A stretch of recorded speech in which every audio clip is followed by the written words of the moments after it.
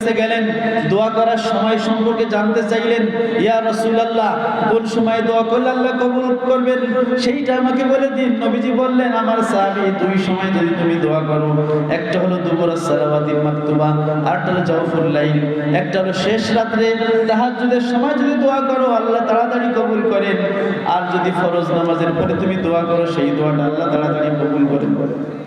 এখন ওই সাহাবী গেল নবীর কাছে, কখন দোয়া করলে কবুল হবে এইটা জিজ্ঞেস করতে।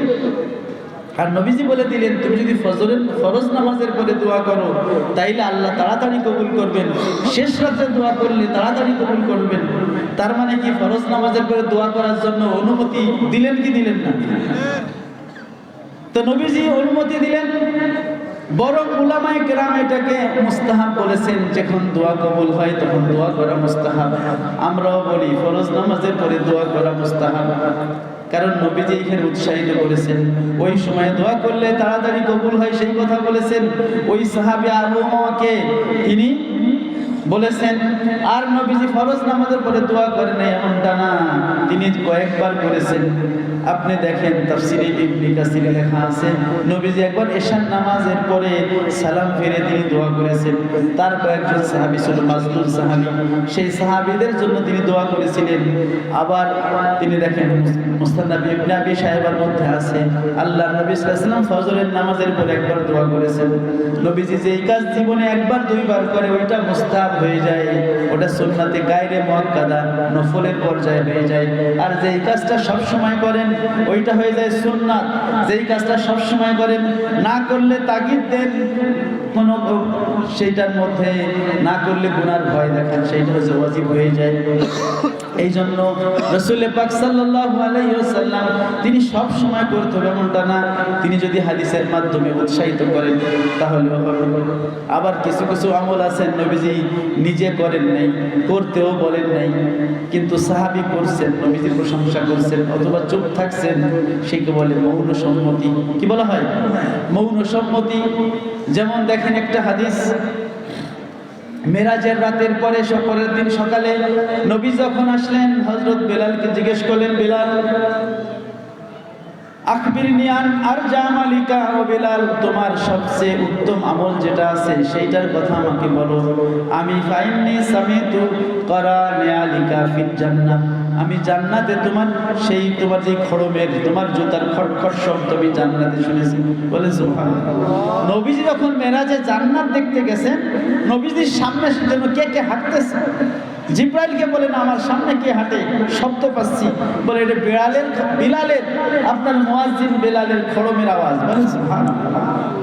নবীজি বললেন, বেলাল তোমার আওয়াজ আমি জান্নাতে পাইছি, তুমি কি আমল করো, কি এমন আছে গোপন আমল আমাকে একটু বলো। হযরত বেলাল বলে, ইয়া রাসূলুল্লাহ তেমন কোনো আমল, সবাই যেটা করে সেটাই করি, তেমন কোনো আমল আমি দেখতেছি না। তবে একটা আমল আমি করি, যখন আমি ওযু করি তখন সেই ওযু দিয়ে আমি 2 রাকাত নামাজ তাহিয়াতুল ওযু নামাজ পড়ি। বলেন সুবহানাল্লাহ। নবীজি বললেন, তাহলে এই জন্যই। তার মানে কি এই তাহিয়াতুল ওযুর নামাজ কি নবীজি তাকে পড়তে বলছিলেন? পড়তে বলেন নাই, নিজেও পড়েন নাই, কিন্তু হযরত বেলাল রাদিয়াল্লাহু যখন এই নামাজটা পড়লেন নবীজি খুশি হয়ে গেলেন, আল্লাহ খুশি হয়ে গেলেন। নবীজি বলেন, এই কারণেই তোমাকে আল্লাহ এই মর্যাদা দিয়েছে। এরপর থেকে তাহিয়াতুল ওযুর নামাজের বিধান চালু হয়ে গেল। অনেক কাজ আছে যেটা নবীজি করেন নাই, করতেও বলেন নাই, কিন্তু সাহাবায়ে কেরাম আগে করছে, পরে এটা নবীজি অনুমোদন দিয়েছেন। সুতরাং শরীয়ত মানে 3টা জিনিস, নবীজির কর্ম, নবীজির কথা, নবীজির অনুমতি, 3টা জিনিস। এখন একজন বলল যেটা নবী করে নাই সেইটা আমি করব না, তাহলে নবীজি কি বললে করতে হবে না? তাহলে নবীজি বললেন কথা, নবীজির কথা, নবীজির কাজ, নবীজির মৌন সম্মতি, 3টা মিলে ইসলাম। আপনি বললেন নবীজি না করলে আমি করব না, মানে আপনি একটা মানলেন আর 2টা বাদ দিলেন। কয়টা মানলো? একটা মানলো, 2টা বাদ দিল। আমরা বলি নবীজি যেটা করছে সেটাও তোমার করতে হবে। নবীজি যেটা করার জন্য মুখে অনুমতি দিছে, মুখে বলেছে সেটাও করতে হবে। আবার নবীজি যেটা নিজেও করেন নাই, মুখ দিয়েও বলেন নাই, নবীর সামনে আর কেউ করছে সেইটা নবীজি অনুমোদন দিয়েছেন, সেইটাকে বলা হয় মৌন সম্মতি, সেইটাও করতে হবে, সেইটাও জায়েজ আছে। এই 3টা মিলেই ইসলাম। সুতরাং যারা বলে যেই কাজ নবী করে নাই, যেই কাজ সাহাবী সাহাবী করে নাই, তাবেঈ করে নাই, সেইটা আমরা করব না, এই কথা ঠিক না। এই কথা কি ঠিক? বরং বলতে পেটের মধ্যে দলিল আছে কিনা। যে কথা বলতেছিলাম প্রিয় হাজিরিন, ইব্রাহিম আলাইহিস সালাম তিনি আল্লাহ তাআলার কাছে দোয়া করলেন, রব্বানা ওয়াবআস ফীহিম রাসূলা, আল্লাহ আমার এই ছেলে ইসমাঈলের বংশে একজন রাসূল পাঠান। সেই রাসূল, সেই যে দোয়া করেছিলেন, সেই দোয়ার ফসল ইব্রাহিম আলাইহিস নবীজি বলেন, না দাওয়াত ইব্রাহিম, আমি হলাম ইব্রাহিমের দোয়া, ও বেশারাতু ঈসা, আমার ভাই ঈসা আলাইহিস সালামের আমি হলাম সুসংবাদ, ওয়া রুয়া উম্মি, আমি হলাম আমার মায়ের চাক্ষুষ দেখা, হিনা ওয়াদাতনি, যখন আমার মা আমাকে তার পেট থেকে প্রসব করেন, তার রেহেম থেকে প্রসব করেন, কদ খরাজা লাহা নূরুন, আমার মা দেখতে পান আমার মায়ের উদর থেকে একটা নূর বের হয়েছে, ফাতালাহা মিনহু কুসুরুশ শাম, ওই আমার আম্মার গর্ভ থেকে যে নূরটা বের হয়েছে আমার সাথে, ওই নূরের আলোকে আমার আম্মা জান মক্কায় বসে সেই সিরিয়ার প্রাসাদগুলো দেখতে পেয়েছেন। বলেন সুবহানাল্লাহ। আমার আপনার জন্ম আর নবীজির জন্ম মুবারক, এই দুইটা কি একরকম? কখনো একরকম না। আমার আপনার জন্ম কখনো একরকম না। নবীজি জন্মের পরে সাজদায় পড়েছেন, উম্মতের জন্য দোয়া করেছেন। নবীজি তিনি খতনা করা অবস্থায় দুনিয়াতে এসেছেন। নবীজি যখন দুনিয়াতে পড়েছেন, সহিহ হাদিস প্রমাণ করে নবীজির আম্মা জানের উদর থেকে সেই নূরটা বের হয়েছে, যেই নূরের আলোকের মধ্যে নবীর আম্মা জান মক্কা থেকে সেই 1500 কিলোমিটার দূরে, প্রায় 1500 মাইল দূরে সেই সিরিয়ার প্রাসাদগুলো সেই আলোর মধ্যে দেখতে পেয়েছেন। বলেন সুবহানাল্লাহ। সুতরাং সেই রাসূলের জন্য দোয়া করলেন ইব্রাহিম আলাইহিস সালাম, রব্বানা ওয়াবআস ফীহিম রাসূলা, আল্লাহ আমার ছেলের বংশের মধ্যে একজন রাসূল পাঠান, যেই রাসূল দুনিয়াতে এসে ইয়াতুলু আলাইহিম আয়াতিকা, আপনার তার উম্মতের কাছে আপনার কোরআনের আয়াতগুলো তেলাওয়াত করে শোনাবে। এই কোরআনটা এটা একটা রুমাল দিয়ে ঢেকে এটা ওই তাকের উপর রেখে দেওয়ার জন্য না, এটা তেলাওয়াত করতে হবে। কি হবে কি হবে না? এই যে শাবান মাস, এটা কোরআন তেলাওয়াতের মাস। রমজান মাস কোরআন তেলাওয়াতের মাস, কারণ রমজান মাসে কোরআন নাজিল হয়েছে। শাহরু রমাদান আল্লাযী উনজিলা ফীহিল কুরআন, আল্লাহ বলেছেন রমজান মাসে কোরআন নাজিল হয়েছে। আল্লাহর নবী সাল্লাল্লাহু আলাইহি ওয়াসাল্লাম রমজান মাসে যেই তিনটা কাজ বেশি বেশি করতেন, তার মধ্যে একটা হলো অধিক হারে তিনি কোরআন তেলাওয়াত করতেন। উলামায়ে উম্মত তারা শাবান মাস আসলেই তাদের কাজকর্ম বাদ দিয়ে কোরআন তেলাওয়াতে লেগে যেতেন। ইমামে আজম আবু হানিফা রাহমাতুল্লাহ আলাইহি প্রতি রমজানে তিনি 60 খতম কোরআন শরীফ পড়তেন। বলেন সুবহানাল্লাহ। ইমাম বুখারী রাহমাতুল্লাহ আলাইহি প্রতি রমজানে 41 খতম কোরআন শরীফ পড়তেন। ইমাম শাফি রাহমাতুল্লাহ আলাইহি প্রতি রমজানে 60 খতম কোরআন শরীফ পড়তেন। দিনে 1 খতম, রাতে 1 খতম। তার মানে কি, রমজান আসলে সব বাদ, আগে কোরআন তেলাওয়াত, কোরআন তেলাওয়াত। এই যে সিলেটের জমিন, আল্লামা সাহেব কেবলার জমিন, এখানে সেই কোরআন তেলাওয়াত আছে না নাই? রমজান আসলে সেই যে কোরআন তেলাওয়াত, বিশুদ্ধভাবে কোরআন তেলাওয়াতের সেই যে নিয়মটা, সেই যে প্রশিক্ষণটা জারি করে গেছেন সাহেব কেবলা, এটা কি আছে না নাই? আছে। এটা কি জন্য নবীজি বলেছেন ইয়াতলু আলাইহিম আয়াতিকা, নবীজির শানে আল্লাহ বলেছেন। এরপরে বলেছেন ওয়ায়ুআল্লিমুহুমুল কিতাব ওয়াল হিকমা, এই নবীজি তার উম্মতকে তার এই আল্লাহর কিতাবটা শিক্ষা দিবেন। এই কিতাবের মধ্যে আল্লাহ কি বলছেন, কারণ তেলাওয়াত না করলে আমরা জানবো না, ব্যাখ্যা না করলে আমরা বুঝবো না আল্লাহ কি বলেছেন। আল্লাহ কি বলেছেন সেটা যদি আমরা বুঝতে পারি, কারণ এইটা হলো একটা রিসালা। আমাদের নবীকে বলা হয় মুহাম্মাদুর রাসূলুল্লাহ, তিনি হচ্ছেন আল্লাহর রাসূল। রাসূল মানে তিনি বার্তা নিয়ে আসছেন, আর সেই বার্তা বা রিসালাটা হলো এইটা চিঠি, এটা হলো আল্লাহর চিঠি, নবীজির মাধ্যমে আমাদের কাছে পাঠাইছেন। এই চিঠির মধ্যে কি আছে এটা পড়ে দেখতে হবে না? কি দেখতে হবে না? না হবে, দেখতে হবে। এই চিঠির মধ্যে কি আছে, এই রিসালার মধ্যে কি আছে, কোরআনের মধ্যে কি আছে, সেইটা আপনার জানতে হবে, সেইটা আপনার বুঝতে হবে, সে অনুযায়ী আমল করতে হবে। হবে কি হবে না বলেন? নবী করিম সাল্লাল্লাহু আলাইহি ওয়াসাল্লাম বলেছেন, মান কারাল কুরআন ফাস্তাযহারাহু ফাআহাল্লা হালালাহু ওয়া হারামা হারামাহু আদখালাহুল্লাহুল জান্নাহ ওয়া শাফাউ ফি আশরাতিন মিন আহলি বাইতিহি কুল্লুহুম কদ ওয়াজাবাত লাহুন নারু কামা ক্বালা আলাইহিস সালাতু ওয়াস সালাম। মান কারাল কুরআনা, যে ব্যক্তি এই কুরআন পড়ল, ফাস্তাযহারাহু, কতবার কোরআন মুখস্থ করলো, যতটুকু সম্ভব কোরআন মুখস্থ করলো। আপনি হাফেজ হতে পারেন নাই, সমস্যা নাই। একজন 30 পারার হাফেজ, একজন হয়তো 20 পারার হাফেজ, একজন হয়তো 10 পারার হাফেজ, একজন হয়তো 5 পারার হাফেজ, একজন হয়তো 1 পারার হাফেজ, আপনি হয়তো 10টা সূরার হাফেজ। হাফেজ মানে কি? যে কোরআন মুখস্থ করে। যে যত বেশি মুখস্থ করবে আল্লাহর কাছে তার মর্যাদা তত বেশি হবে। সুতরাং এই পবিত্র কোরআন, এইটা আল্লাহ রাব্বুল আলামিন নাযিল করেছেন। আর নবী বলেছেন, মান কারাল কুরআনা ফাস্তাযহারাহু, যেই ব্যক্তি কোরআন পড়লো অথবা কোরআনটাকে মুখস্থ করলো, ফাহাল্লা হালালাহু, কোরআনের মধ্যে আল্লাহ যেটা হালাল করেছেন সেটা সে হালাল বলে মানলো, ওয়া হারামা হারামাহু, কোরআনের মধ্যে যেটা আল্লাহ হারাম করেছেন সেটাকে হারাম বলে বিশ্বাস করলো, হারাম বলে একদম পরিত্যাগ করলো। তারের মধ্যে তাহলে যে ব্যক্তি কোরআন মোতাবেক আমল করলো, নবীজি বলেন আদখালাহুল্লাহুল জান্নাহ, ওই ব্যক্তিকে আল্লাহ রাব্বুল আলামিন জান্নাত দিবেন। তাহলে জান্নাতের জন্য শর্ত হলো কোরআন পড়তে হবে।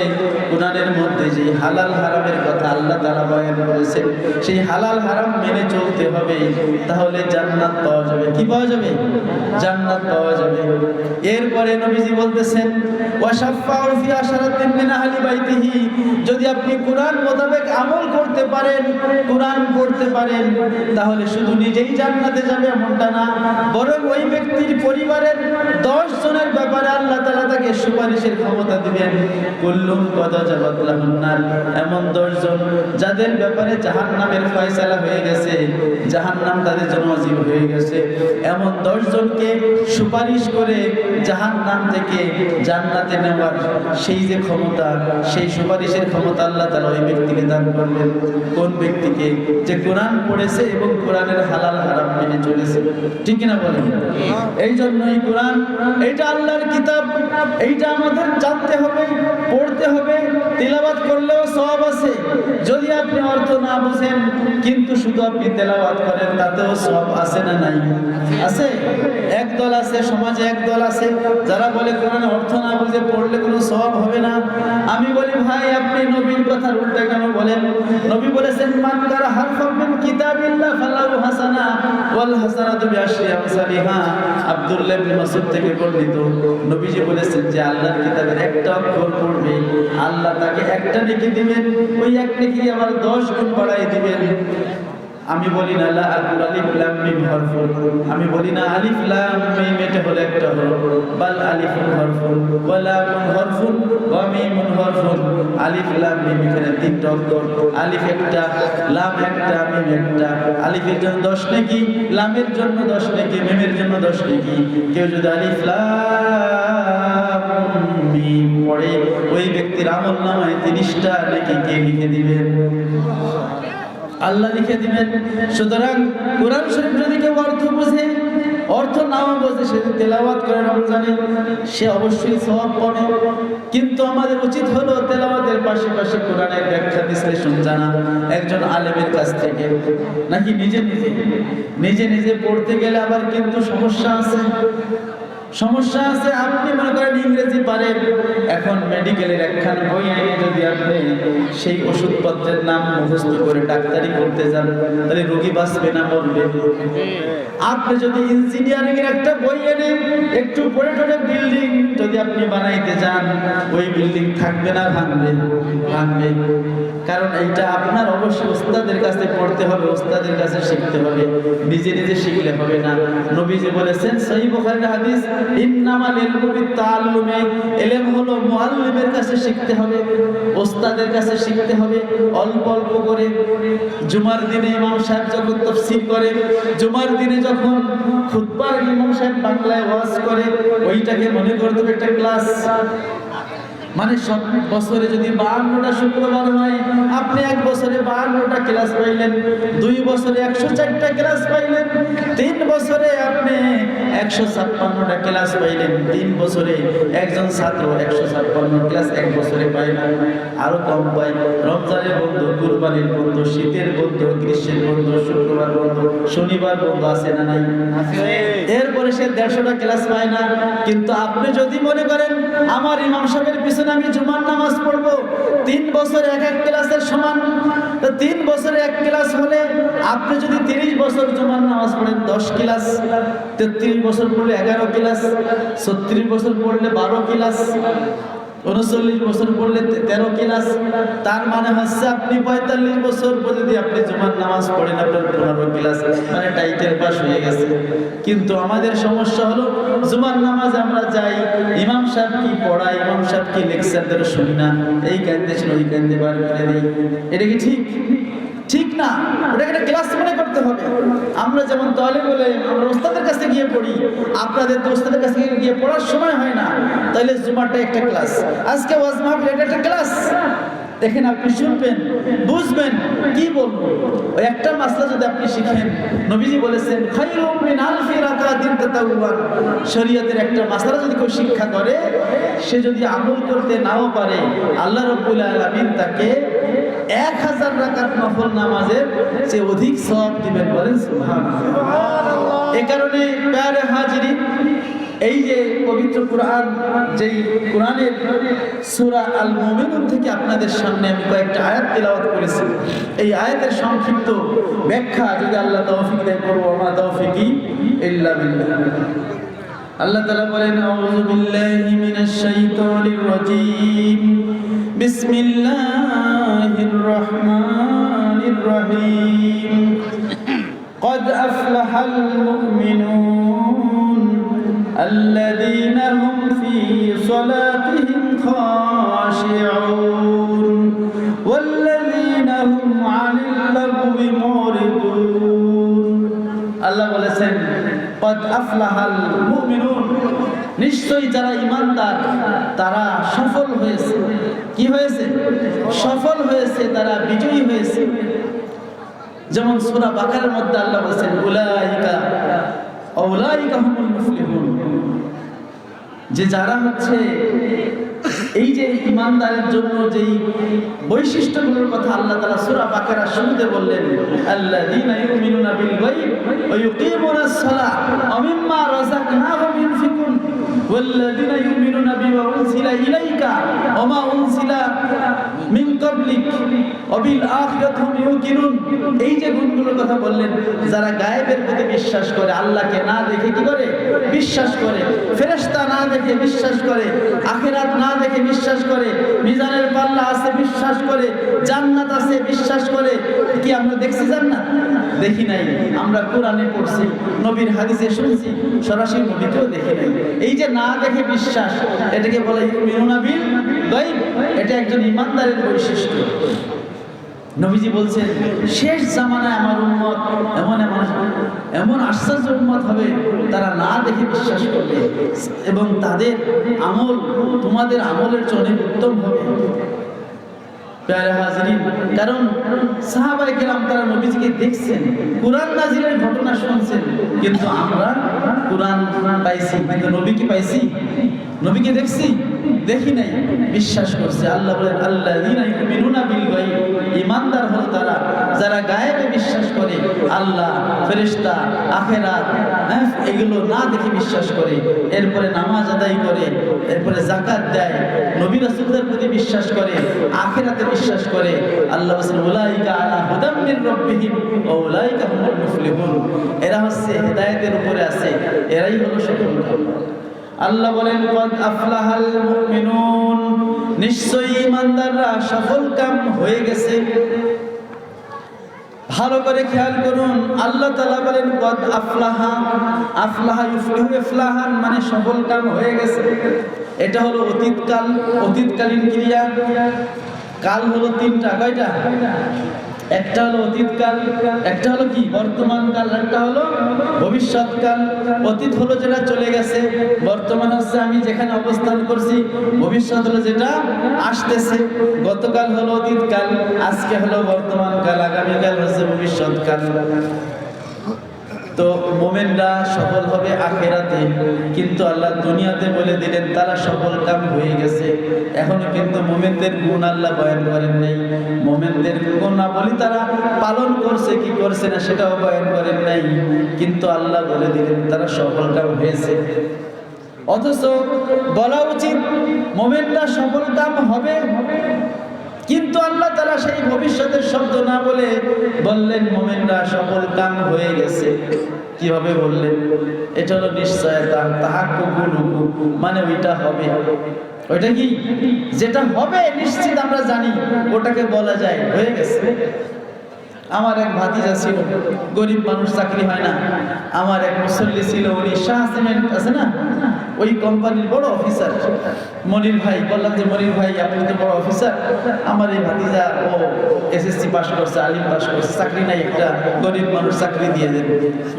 উনি বললেন যে চাকরি হয়ে গেছে। কি বললেন? এখনো বায়োডাটা দেয় নাই, অফিসে জয়েন করে নাই, কিচ্ছু করে নাই। দেখছে চেহারা, বলছে কি কম্পিউটার পারো? বলছে জি কম্পিউটার পারি, চালাইতে পারি। বলছে দাও তোমার চাকরি হয়ে গেছে। একে বলে নিশ্চয়তা। যখন নিশ্চয়তা থাকে তখন ভবিষ্যৎকেও অতীত দিয়ে বলা যায়, ঠিক কিনা বলেন? আল্লাহ বলেন সূরা ফাতহের মধ্যে, ইন্না ফাতাহনা লাকা ফাতহাম মুবিনা। যখন নবীজি হুদাইবিয়ার সন্ধি ৬ষ্ঠ হিজরিতে কাফেরদের সাথে সন্ধি করে যখন তিনি ফিরে আসতেছিলেন, ৬ষ্ঠ হিজরিতে মদিনা আসার ৬ বছর পরে মুহররমের ঘটনা, যখন নবী হুদাইবিয়ার সন্ধি করে ফিরে আসতেছিলেন, কোরআনে আল্লাহ আয়াত নাযিল করলেন, ইন্না ফাতাহনা লাকা ফাতহাম মুবিনা। হে নবী, আপনাকে আমি স্পষ্ট বিজয় দান করেছি। তাফসীর কারকরা বলেছেন ফাতহুম মুবিন বলতে মক্কা বিজয়কে বোঝানো হয়েছে। মক্কা বিজয় হয়েছে ৮ম হিজরিতে, নবুয়তের নবীর মদিনা আসার ৮ বছর পরে। আয়াত নাযিল হয়েছে ৬ বছরে, মানে ২ বছর পরের ঘটনা। কিন্তু ২ বছর আগে আল্লাহ বলে দিলেন ইন্না ফাতাহনা লাকা ফাতহাম মুবিনা। হে নবী, আপনাকে আমি স্পষ্ট বিজয় দান করলাম, মানে অতীতকালীন। কারণ ২ বছর পরে ওটা হবেই হবে, যেটা নিশ্চিত হবে। ঈমান হলো হুয়া তাসদীকু বিমা জা বিহিন নবী সাল্লাল্লাহু আলাইহি ওয়াসাল্লাম মিন ইনদিল্লাহি তাবারাকা ওয়া তাআলা। আল্লাহ তাআলার পক্ষ থেকে আল্লাহর নবী সাল্লাল্লাহু আলাইহি ওয়াসাল্লাম যা কিছু নিয়ে আসছেন সেইগুলোকে মনে প্রাণে বিশ্বাস করা, ওয়াল ইকরার বিল লিসান, আর জবান দিয়ে সেটাকে স্বীকার করা, তাইলে হলো ঈমানদার। ওয়াল আমালু বিল আরকান, আর আমল করা বিধিবিধান মোতাবেক। এর মধ্যে অন্তর দিয়ে বিশ্বাস করা হলো আসল ঈমান, মুখ দিয়ে স্বীকার করা হলো লিইজরাইল আহকাম, শরীয়তের বিধিবিধান জারি করার জন্য। আর আমল বিল আরকান, আর অঙ্গ প্রত্যঙ্গ দিয়ে আমল করা, এটা হলো লিকামালিল ঈমান, লিতাকমিলিল ঈমান, ঈমানকে পরিপূর্ণ করার জন্য। যেমন একটা গাছ, ওই গাছে যদি ডাল পাতা ফুল ফল না থাকে, ওটার নাম গাছ থাকে, কিন্তু এটা পরিপূর্ণ না। ওই রকম আমরা যদি শুধু কালেমা পড়ি, আমার ঈমান হলো, কিন্তু ঈমানটা পরিপূর্ণ হবে না যতক্ষণ না পর্যন্ত এই কালিমার হক অনুযায়ী আমি আমল না করব। অনেকে আছে নামাজ পড়ে না, আবার যদি বলা হয় ভাই নামাজ পড়ো না কেন, কয় নামাজ না পড়লে কি ঈমান ঠিক আছে? এমন লোক আছে না নাই? আছে। এই আকীদা সঠিক না। আহলুস সুন্নাত ওয়াল জামাতের আকীদা হলো আপনি যদি গুনার কাজ করেন আপনার অবশ্যই ক্ষতি হবে। আপনি গুনাহ করার কারণে আপনার ঈমানটা এটা ফাসেক নাকেস হয়ে যাবে, ঈমানটা অসম্পূর্ণ হয়ে যাবে, ফাসেক হয়ে যাবে। আর যদি গুনাহকে যদি কেউ হারাম গুনাহকে হালাল মনে করে তার তো ঈমানটাই ঠাট্টা করেন, নামাজকে হালকা মনে করেন, আপনার কিন্তু ঈমান থাকবে না, ঈমান চলে যাবে। আল্লাহ বলেন কদ আফলাহাল মুমিনুন, সফল কাম হবে ঈমানদাররা। কিন্তু আমার ঈমান ঠিক আছে কিনা সেইটা কি দেখার বিষয় আছে না নাই? আমার ঈমান আছে কিনা সেটা দেখতে হবে। ঈমান কিভাবে হবে? রাসূল পাক সাল্লাল্লাহু আলাইহি ওয়াসাল্লাম মসজিদে বসে আছেন, হাদিস বর্ণনা করেছেন ইমাম হযরত উমর ইবনে খাত্তাব রাদিয়াল্লাহু আনহু। মুসলিম শরীফের এটা হাদিস আছে, বুখারী শরীফে আছে। হযরত উমর ইবনে খাত্তাব রাদিয়াল্লাহু বলেন, কুননা, আমরা একবার মসজিদে নববীতে বসেছিলাম, এক হঠাৎ করে নারায়ে তাকবীর, আল্লাহু আকবার, নারায়ে রিসালাত, ইয়া রাসূলুল্লাহ, সাহেব দাদার আগমন, সাহেব দাদার আগমন, স্বাগতম, আহলান সাহলান, হে অতিথি হে মহান, হে অতিথি হে মহান, আহলান সাহলান। খালিশপুরের পক্ষ থেকে সালাম, লাল গোলাপ শুভেচ্ছা, খালিশপুরের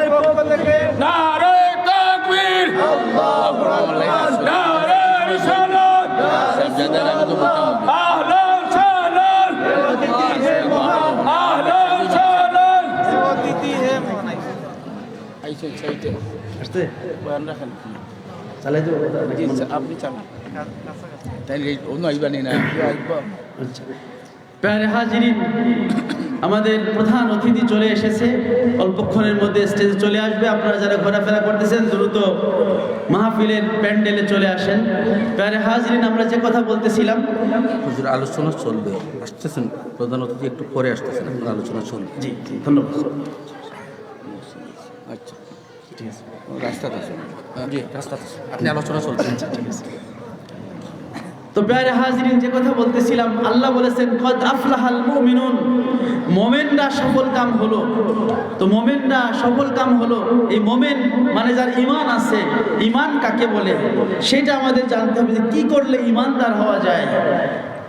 তো রাসূল পাক সাল্লাল্লাহু আলাইহি ওয়াসাল্লাম বসে আছেন, ওমর ইবনে খাত্তাব রাদিয়াল্লাহু আনহু বলেন ইজতলা আলাইনা রাজুলুন শাদীদু বায়াজিস সায়াব শাদীদু সাওয়াদিশ শার, তার মাথার চুল কুচকুচে কালো, ধবধবে সাদা পোশাক পরিহিত একটা লোক হঠাৎ করে আসলো। লা ইয়ারিফু মিন্না আহাদুন, আমরা তাকে কেউ চিনতে পারতেছিলাম না। সে হঠাৎ করে নবীজির সামনে এসে বসলো। নবীজির সামনে এসে নামাজের কায়দায় বসে বলে, ইয়া মুহাম্মদ আখবিরনি আনিল ঈমান। আবার প্রশ্ন করেন, আখবিরনি আনিল ইসলাম, আখবিরনি আনিল ইহসান। নবীজিকে 4টা প্রশ্ন করলেন। 1 নম্বরে বলেন, হে মুহাম্মদ সাল্লাল্লাহু আলাইহি ওয়াসাল্লাম, ঈমান জিনিসটা কি? ওই লোকটা ছিল আল্লাহর ফেরেশতা জিবরাইল আলাইহিস সালাম। নবীজিকে প্রশ্ন করলো, ইয়া রাসূলুল্লাহ, ইয়া হাবিবাল্লাহ, আখবিরনি আনিল ঈমান, আমাকে ঈমান কি জিনিস একটু বুঝাই দেন। নবীজি বলেন, আল ঈমান আন তুমিনা বিল্লাহ, ঈমান হলো আল্লাহর উপরে বিশ্বাস করা। কার উপরে বিশ্বাস করা? আল্লাহর উপরে বিশ্বাস করা। ওয়া মালাইকাতি, তার ফেরেশতা বিশ্বাস করা। ওয়া কুতুবি, তার কিতাবে বিশ্বাস করা। ওয়া রুসুলি, রসুলে বিশ্বাস করা। ওয়াল আখির, আখিরাতে বিশ্বাস করা। ওয়া আনতুমিনা বিল কদরি খাইরি ওয়া শাররিহি মিনাল্লাহি তাআলা, আর তাকদীরের ভালো মন্দ আল্লাহর পক্ষ থেকে বিশ্বাস করা। এই 6টা জিনিসকে বিশ্বাস করা হলো ঈমান। এরপরে বলেন, আখবিরনি আনিল ইসলাম, ইসলাম কি জিনিস? নবীজি উত্তর দিলেন। এরপরে বলেন, ইহসান কি জিনিস? উত্তর দিলেন। এরপরে বলেন, কিয়ামত কবে হবে? নবীজি বলেন, মাল মাসলু আনহা বিআলাম মিনাস সাইল, উত্তর আমিও জানি না, তুমিও জানো না। বললেন, কিয়ামতের কিছু আলামত বলেন। নবীজি আলামত বললেন। এরপরে লোকটা চলে গেল। নবীজি বললেন, আতাদরুনা মান হাযার রাজুল, এ আমার সাহাবীরা, এই যে লোকটা আসলো প্রশ্ন করলো চলে গেল, তোমরা কি জানো সে কে? সাহাবীরা বলেন, আমরা জানি না। নবীজি বলেন, হাযা জিবরাইল আতাকুম ইউআল্লিমুকুম দীনাকুম, এ হলো আল্লাহর ফেরেশতা জিবরাইল, তোমাদেরকে দ্বীন শিখাতে এসেছিল। প্যারা হাজিরিন, রাসূল পাক সাল্লাল্লাহু আলাইহি ওয়াসাল্লামের বৈঠকে মজলিসে আল্লাহর ফেরেশতা জিবরাইল এসে নবীকে ঈমান সম্পর্কে প্রশ্ন করেছিলেন। এজন্য না যে জিবরাইল ঈমান সম্পর্কে জানতে চায়, বরং উদ্দেশ্য ছিল আল্লাহর নবীকে প্রশ্ন করে সাহাবীদের শেখানো যে ঈমান কি জিনিস। ঈমান হলো 6টা বিষয়। কয়টা বিষয়? আল্লাহর প্রতি বিশ্বাস, ফেরেশতার প্রতি বিশ্বাস, নবী রাসূলের বিশ্বাস, তাকদীরে বিশ্বাস, আখিরাতে বিশ্বাস। এই যে বিশ্বাসগুলো আছে, এইগুলোর প্রতি বিশ্বাস করা হলো ঈমান। আল্লাহর প্রতি কি বিশ্বাস করব? আল্লাহ হচ্ছেন এক। আল্লাহ কি? লা ইলাহা ইল্লাল্লাহ, আল্লাহ ছাড়া কোনো মাবুদ নাই। আল্লাহ এক, তার কোনো শরীক নাই। কুল হুয়াল্লাহু আহাদ, বলুন আল্লাহ হলো এক। আল্লাহুস সামাদ, আল্লাহ হলো চিরমুখাপেক্ষী, সবাই আল্লাহর দিকে মুখাপেক্ষী, আল্লাহ কার দিকে মুখাপেক্ষী না। লাম ইয়ালিদ, তিনি কাউকে জন্ম দেন নাই। ওয়ালাম ইউলাদ, তাকেও কেউ জন্ম দেয় নাই। ওয়ালাম ইয়াকুল লাহু কুফুয়ান আহাদ, তার সমকক্ষ কেউ নাই। তিনি হচ্ছেন আল্লাহ।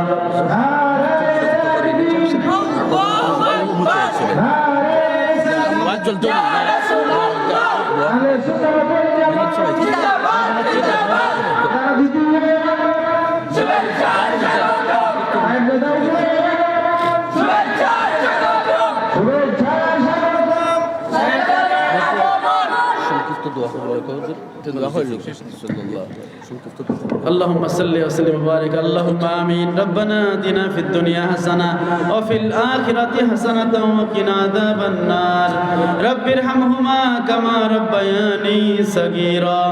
رب العالمين মেহেরবানি করে মাহফিলকে কবুল করে নিন।